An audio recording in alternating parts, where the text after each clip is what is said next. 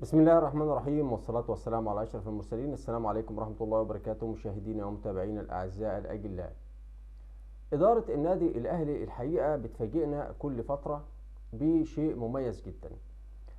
كتير لعيبة إدارة النادي الأهلي بتستغنى عنهم، والحقيقة بنرجع نقول طب ليه إدارة الأهلي استغنت عنه؟ ده ممكن يكون لاعب كويس، لكن مع مرور الأيام بيثبت إن وجهة نظر إدارة النادي الأهلي بتكون سليمة.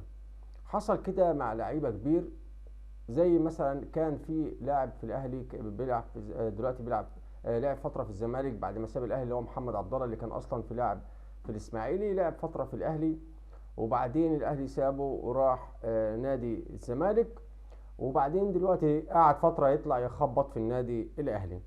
الحقيقه وقت ما ساب النادي الاهلي او الاهلي استغنى عنه بمعنى صح، انا كنت بلوم اداره الاهلي، لكن ثبت ان كانت وجهه نظرها صحيحه. نفس الموقف حصل مع ناصر ماهر، كلنا سمعنا تصريحاته اللي أساء فيها للنادي الأهلي. لكن أنا في الفيديو ده هخليك تسمع ناصر ماهر نفسه بيرد على نفسه، وبيقول كلام على النادي الأهلي يناقض نفسه تماما تماما.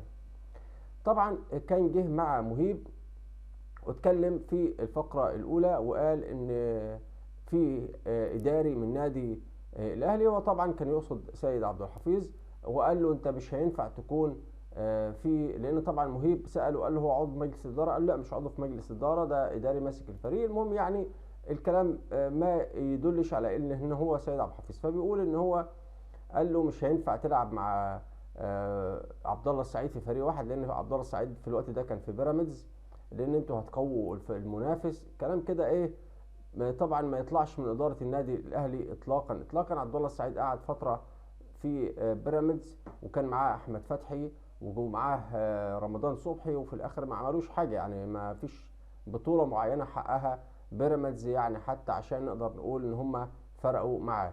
تعالوا نسمح الأول تصريحاته اللي قالها عن النادي الأهلي، وهتسمع بنفسك هو ناصر ماهر نفسه بيرد على تصريحات نفسه وبيناقض نفسه في تصريحات أخرى. وانا ماشي من النادي الاهلي، انا ما كنتش هروح فيوتشر. إمم. كان ساعتها كان في مفاوضات مع نادي بيراميدز، وهما كانوا يعني ضاغطين جامد ان انا اكون موجود، إمم. وانا خلاص كنت واخد قرار ان انا همشي، فكنت حابب ان انا ابقى موجود معاهم في يعني. بيراميدز اه إمم. اتقال لي بالحرف مش هتلعب انت وعبد الله. واحد فيكم اللي هيلعب.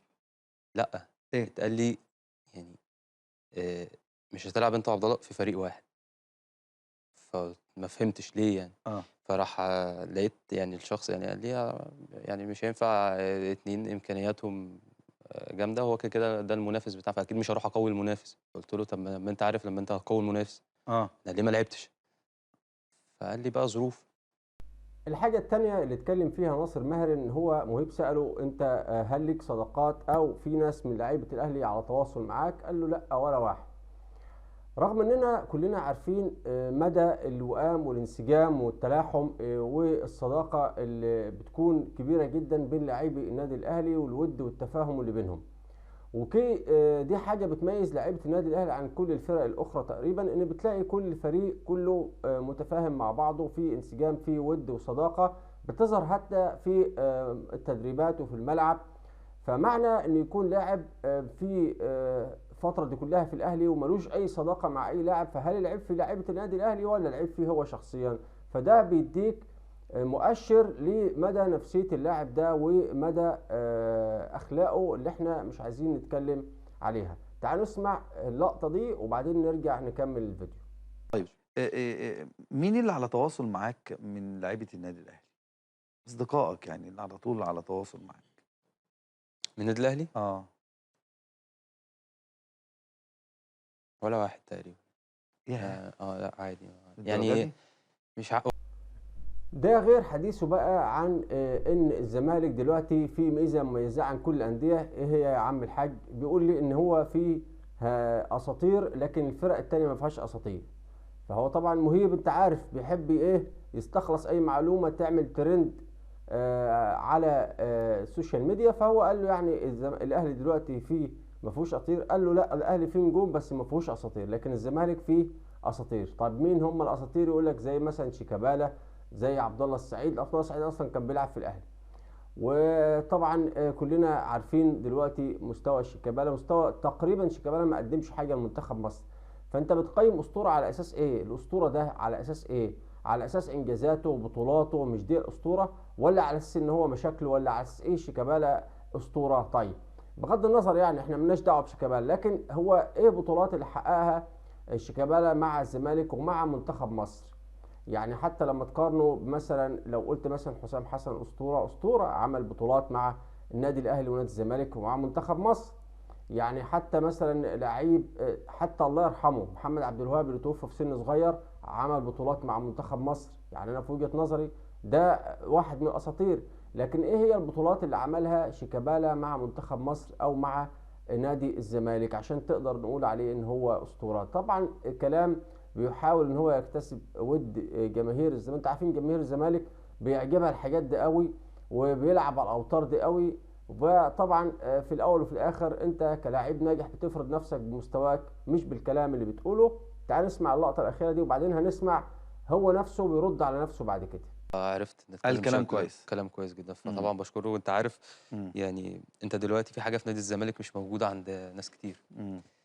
وهي ال في فرق فيها نجوم، بس ما فيش فريق عنده اساطير دلوقتي في مصر. مم. مم. في فرق عندها نجوم ولاعيبه جامده جدا، بس ما فيش فريق عنده اساطير. لكن الزمالك فيه اساطير دلوقتي. يعني انت بتتكلم على شيكابالا مم. اسطوره، مم. دلوقتي بتتكلم على عبد الله السعيد اسطوره، بتتكلم على عبد الشافي نفس القصه. زيزو برضه لا يعني ده زيزو. بص انا بكلمك على الناس دي كبيره. ايوه انت ايوه. بتتكلم بقى على احسن لعيب في طب مصر. الاهلي ما فيهوش اساطير؟